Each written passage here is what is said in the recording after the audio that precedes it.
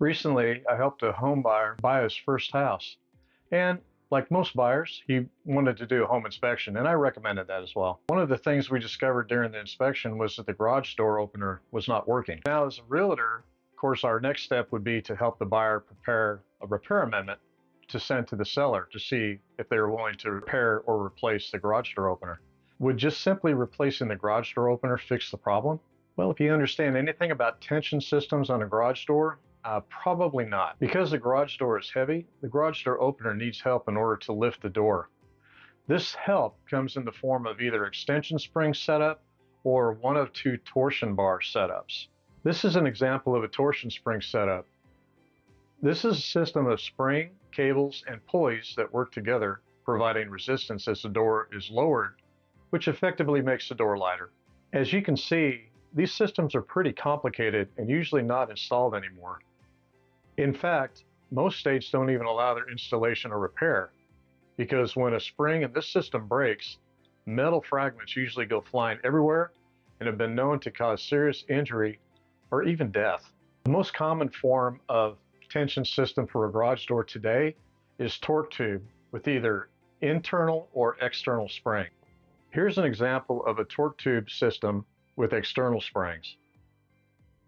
These systems have one or two torsion bars depending on the weight of the door, a cable pulley and a bearing at each end of the torsion bar, and a cable that runs down to the bottom of each side of the door, as you can see in this image. When the tensioning spring is tensioned, it pulls up on the cable attached to the bottom of the door, effectively making the door lighter.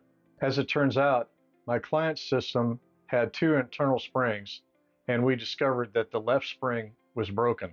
Actually, this was the broken spring that was removed, laying here on the garage floor next to the garage door opener that was also replaced. So how did I know that the tension spring or springs were broken? Well, I went up to the garage door with it in down position, and I checked the cable on each side of the door. What I found out was that the cable on the right side, that was still tight, but the cable on the left side was slack. So that told me a couple of things. First of all, it told me that the torque tube setup at my buyer's new home was a two-spring setup.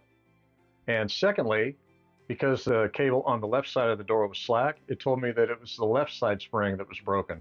So now I had a very specific request that I could help the buyer write up to the seller in the repair request amendment that would ultimately get sent to the listing agent and then to the seller. By the way, the garage door company that actually did the repair on this went above and beyond. Typically, all they would need to do is just pull out that broken spring and replace it in the existing torque tube. What they decided to do is go ahead and replace the entire torque tube, which again, they didn't need to do. And they also found that one of the rollers was separated from the garage door, and so they put a support bracket on that without even being asked to do it. I really wish that I knew this company's name because I would like to give them an attaboy here on this video. So the end result of this was that the seller paid over $1,000 to repair this door with the new opener and new tension springs. That was a cost that my buyer didn't have to incur, which he was totally happy about. If you like this video, be sure to hit the subscribe button below.